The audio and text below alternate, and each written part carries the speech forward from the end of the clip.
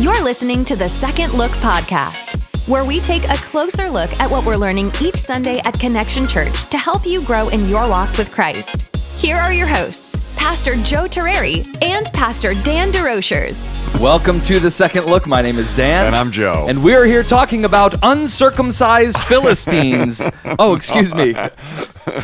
Mysterious Mercy. Yeah. Sorry, I got the title wrong. Dan, should we just put a disclaimer at the front end of this podcast that you and I are both borderline exhausted? Oh, we're running on nothing. Running on fumes. We were just joking about You were just telling me about a scene from The Great Muppet Caper. Yeah, we were vamping on Muppets just a minute ago. What we're really trying to say is we don't want to be held accountable. Even though we did talk about yesterday how we're accountable for our actions, we don't want to be held accountable for the content of this podcast. Yeah, the other thing that we did talk about was God uses human sin to accomplish his divine purposes. That's the definition of the Second Look with Joe and Dan. Yes. Joe, since this is the Second Look, and we're taking another look at the sermon from Sunday morning. Yes. That's what we were. Yes. That's, in case people didn't know, that's what we've been doing. Yes, that's why we call it that, and that's what we're doing. And we also sometimes like to give just a little window into things that you might not normally know about the sermon. This one being Mysterious Mercy. Yeah, it wasn't about... Chapter 14 of Judges. Yes, we did talk about uncircumcised Philistines. We did, and we will get there. Yes. I don't know that we will. On Saturday night, you preached. We had our Saturday night service. And something that Pastor Tim noticed that I hadn't noticed was that the image of the oxen that you had was pulled off something online and had a watermark on it. I was hoping he was going to catch that because I saw it and I was like, oh, Tim will see this. We didn't. We didn't. Neither of us did. I probably should have told him about it. Oh, all good. Tim, our fearless producer, is right here. That's I'm not right. throwing you under the bus, Tim. You are no. a gentleman and a scholar. Well, I bring it up because there are a lot of tools at our disposal to be able to remove the watermarks or whatever. Yeah, basically what we stole off the internet. Yes. Yeah. So we took to our AI overlords. Yes. And things got even more unhinged than this podcast. What we ended up with was this image of these oxen. There's a lot of things that I like about this. You're image. only going to be able to enjoy this image if you watch on YouTube and or the app. Yes. Yeah, I mean, we've got these, we just ended up with these beefy, working out oxen. Because isn't there some sort of slang about being yoked as being like ripped or jacked? Yes, okay, yes, I was believe unaware so. of that. I'm Here's really something not shocking. cool. I'm very unaware of cultural trends. My favorite tattoo, in case for our listening audience, these are some totally yoked oxen. Is that how you use that? Yeah, I mean, apparently. With tattoos, no grain, no gain. One's wearing a shirt that says beef mode. I do love that they have tattoos of oxen. Of other oxen. Of other oxen. Could you imagine getting a tattoo of like... People do have tattoos of people. People, yeah. They're usually like babies or ex-girlfriends. Or the girl at the Sunflower has one of a mermaid. Okay. Wow, that was very specific. Well, I was just there with Kevin last week, and they had been discussing the tattoo for 5 minutes. Kevin. Yeah. All right. Pastor Terry's husband, Kevin. Yeah. This is where we are. Listen, we did not sleep well last night. We had a 14-hour day. We're just making a lot of excuses. Dan, let's get to the text. I don't know where to go, Joe. Oh, okay. But we're talking about the life of Samson. Yes. We're encountered with this scene in his story where... what really exemplifies where Israel is in this cultural moment. They are living alongside of the Philistines, and Samson says, "She's the one I would like to intermarry with." Yes, yeah, and you get right out of the gate, you get the sense that I think one of the things that really stood out to me, we talked about this a little bit last week, is immediately we see that Samson is a reflection of his culture. He is not a he is more of a thermometer than he is a thermostat. That was something we used to talk about a lot in youth ministry classes back in the day. But he's more reflecting where the culture is at instead of setting the temperature of where the culture could be. And there's no sense that Samson has any awareness that it's his job to call the people of God back to faithfulness to Yahweh. And so now, where do you think he is personally in this moment? He is still a Nazirite. Right, Yep. He's still abiding by the Nazirite vow. No, he hasn't gotten a haircut. He hasn't tasted alcohol. He hasn't made contact, we're assuming, with dead bodies. Well, I would all say yet. That's coming this week. But do you think that he's aware of his call? Well, it's interesting because at the end of Judges 13, it actually says that the Spirit of the Lord began to stir Samson. And then we're going to see again this next week that the Spirit of the Lord is going to allow Samson to do some pretty remarkable feats of physical strength. And so what's interesting about Samson's life is he's really good at busting the gates of hell wide open, and he's also someone who is empowered by the Spirit of God. And so what you see in Samson's life is this juxtaposition of both of ungodliness and yet the Spirit's activity. And so that's just something that we'll explore more of that this coming weekend, but it is an interesting reality about his life. So I have to imagine, like, we don't want to assume too much on the text, but you have to imagine at some point in Samson's life, I mean, if he's old enough to be married, let's just say for the sake of argument, he's 18 or 20 or somewhere around there, you have to imagine he knows the story of his parents encountering the angel of the Lord. And yet what we'll see throughout Samson's life is he just doesn't seem to care. You know, we are living in a cultural moment where we see this juxtaposition in the lives of people that maybe we look up to.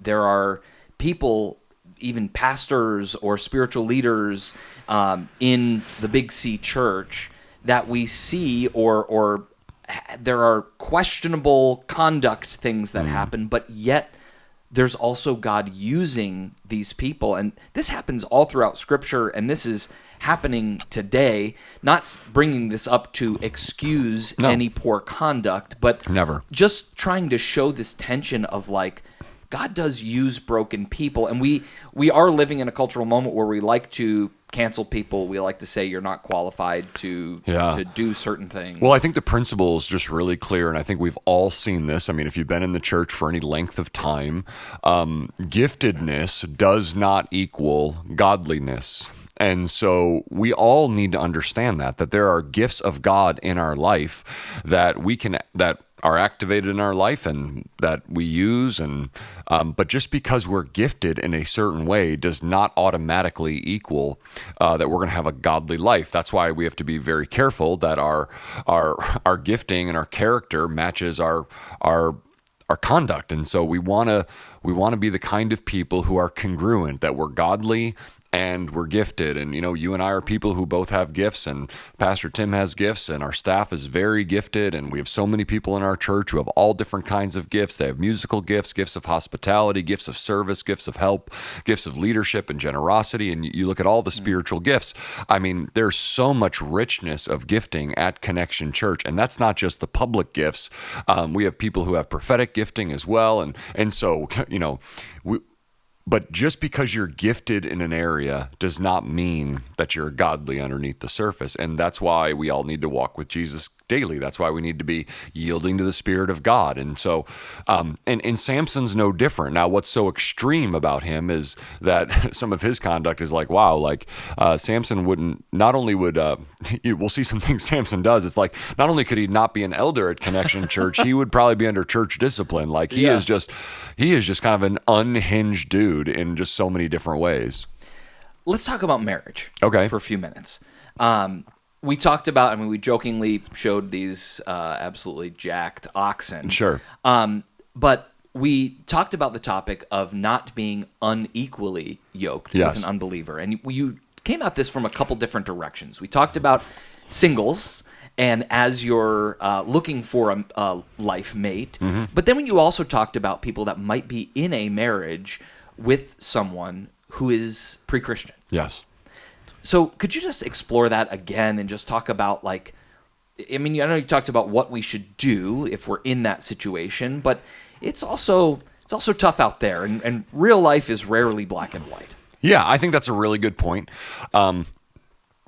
Real life is rarely black and white, and at the same time, God's commands and his principles kind of help us to see where his wisdom is. Yeah. So, you know, there's principles that God has given us, and then there's the wisdom knowing how to apply those. So I think one thing we just need to be really aware of is we're always going to find a reason to do what our hearts want to do. I think one of the things that I think many of us deal with is we're the exception. Like, yeah, I know God says that, but watch me do this and it's going to turn out okay because, you don't really understand. And I only mentioned this in the 10 o'clock service.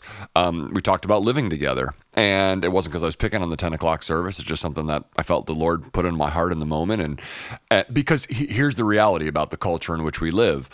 We have so normalized living together that to hear someone say like, hey, you ought not to do this. It's like, oh, wait, what? Like, this is just what people do. I mean, it's just the normal thing for Christians and non-Christians. The normal behavior is we start dating, we go along together for a little bit, and then we decide to move in together and see where the relationship goes. And that's just a really bad idea on multiple levels, but it's just kind of like the cultural thing. And then when people hear like, oh, like this is not the way it ought to be, it's sort of like, well, we're different. We have this thing going on. We have these kids involved. We have these financial realities. I have a lease on my apartment and they can't get out, I own a house and they didn't have anywhere to go. Like we just start naming all these realities in our life. And so when it comes to all the principles, whether you're single and you want to get married, it's like, well, yeah, but like I can see this person is spiritually interested. Yeah. Hey, there's a whole line of people throughout the history of the church, probably godly men and women who their potential mate was playing along to get them to marry them. Like that just happens. And I don't have any like, wow, specific examples, but this happens all the time where people kind of are like, you're falling in love, you're getting together and it's like, oh, you go to church? Yeah, I'll try this out. Oh yeah, this is pretty cool. But then like once the deal is done, like we've said I do, then it's kind of like, yeah, you go. I'm going to stay and work on the car. And that kind of stuff just happens. And so and this is one of the reasons, I mean, this is kind of a strange way to say it. This is one of the reasons why we actually commit to not having sex before marriage. Because I think when two people are sleeping together before they're married, it actually clouds your vision of who the other person is. Now, listen. You've been in a dating relationship before. I've been in a dating relationship before. When you really love someone, you're young and you're attracted to the person, like, staying pure. I mean, you have to be committed to it. It's not easy. It's not for the faint of heart. And so we just need to be honest. Like we need help with these things. We need to name those things. And you both need to be committed to that. Right. If you both have to hold those principles. And if you don't, you're probably going to fall. Right. And so the reason, though, that sex is reserved for the covenant is not only because it's sacred and it's only for people who have committed their lives to one another before they commit their bodies to one another. Just psychologically, when you're sleeping with somebody who you're not married to, it actually blocks your vision from seeing who they are. And then like your spiritual life is sort of like, well, we have this kind of ongoing sin in our life. And it's disorienting and it's kind of tough to tell where you're at, where they're at. And listen, I want to be clear. God can redeem all these situations. Yeah. He does. But what's best and what honors him. And this should be our goal in the Christian life. Like, so I'm talking to people now, like, I'm not like if you've been married for, 20 years and you had sex before you were married and you're both loving Jesus now and you have a great marriage. I'm not like trying to cast shame on your old life. I'm talking to people now who are single, or you're a parent and you're raising kids and they're going to start dating and, or maybe they're in dating relationships. Like, have these conversations, but it's not just like, don't have sex because God wants you to be miserable. It's no, like there's wisdom in God's commands. Like all of God's commands lead to life. And the deepest desire of our hearts and our lives should be to honor the Lord. And we all fail at that. Like, no one is perfect at honoring the Lord in every situation. And yet we should be committed to it. We should be working towards it. We should be asking people to say, like, if you see something in my life that doesn't honor the Lord, call me on it.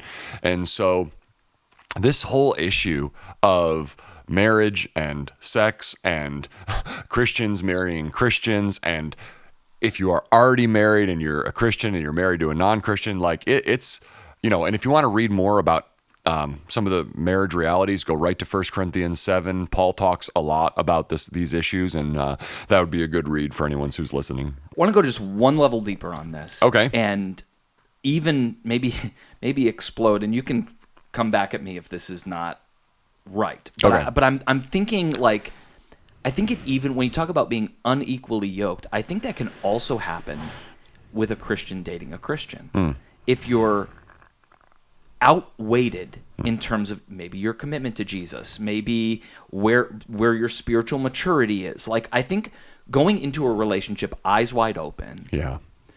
you talk about judgment being clouded, like, oh, they'll get there. Yeah.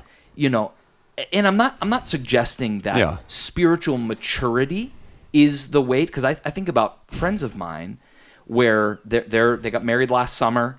The husband lived a life far from Christ, started to be interested in this girl, and like they really liked each other, but she said, full stop, this is a non-starter for me because you haven't put your faith in Jesus. Right.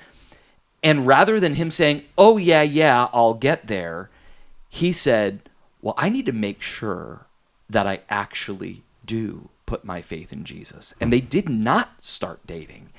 And he explored Jesus and is now, I mean, he's living for Christ. He plays on our worship team. Like, you talk about redemption, but not, I'm going to say yes to Jesus for the girl. Right.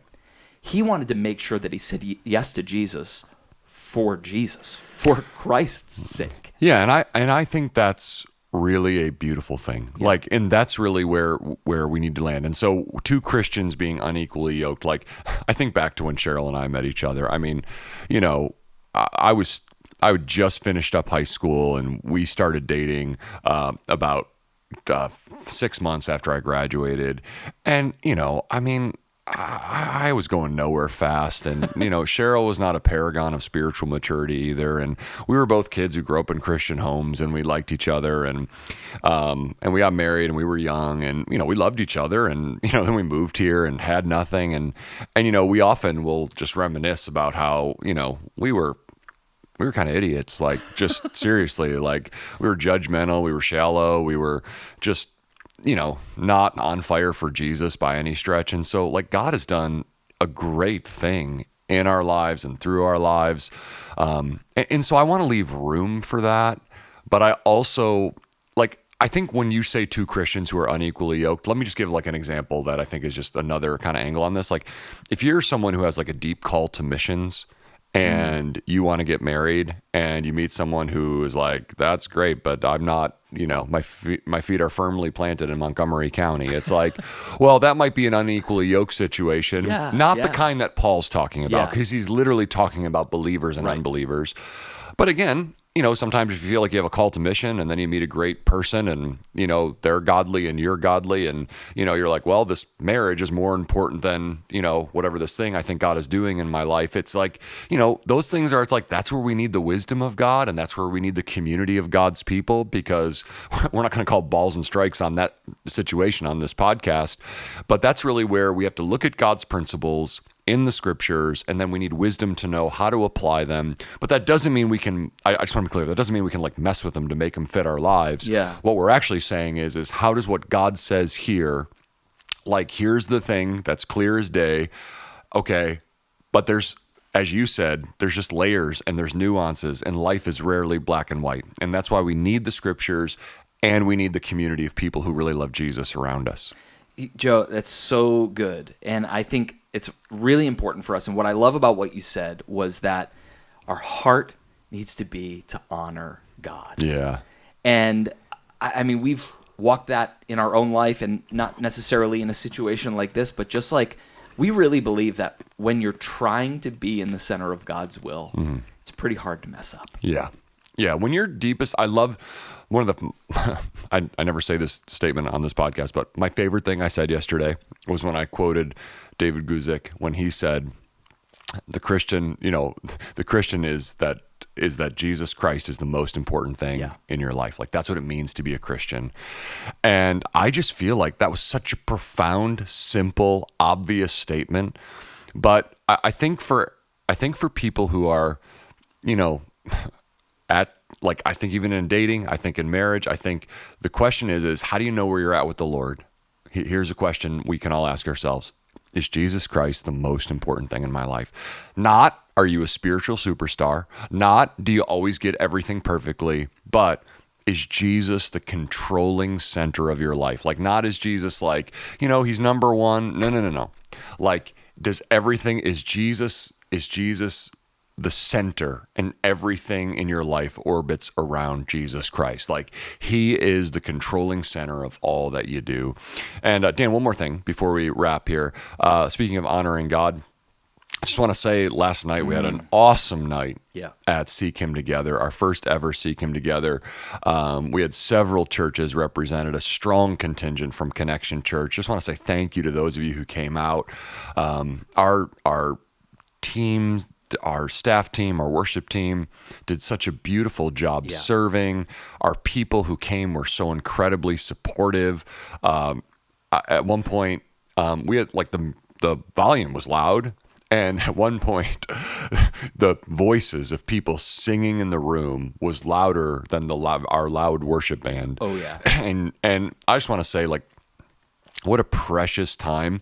And if you weren't able to make it, we totally understand. But next year, when we do Seek Him Together, man, make time to be there, because it is a awesome, unique. It's not like a Sunday morning at Connection Church. We love Sunday mornings at Connection Church, but this is definitely a unique environment. And the 2 hours flew by. Yeah. It was good. It was good, and we heard a great teaching from Tim Deering. We heard, Pastor Kurt from our church with Christina Tavinsky did such an awesome job leading us in worship, and it was just an awesome night. And I just was so blessed by all the feedback we got, which was, here's the number one thing people said to me: God is here, and man, we can't make that happen. And we're so grateful to the Lord. And I just want to say thanks to our church, and thanks to our staff, and of course, thanks to everyone who was involved and supported it. It was such an awesome night. And that's no yoke. Okay. You're a loser. This has been another episode of The Second Look. You can catch this sermon and much more at our website. Come to connect.com. Have a great week.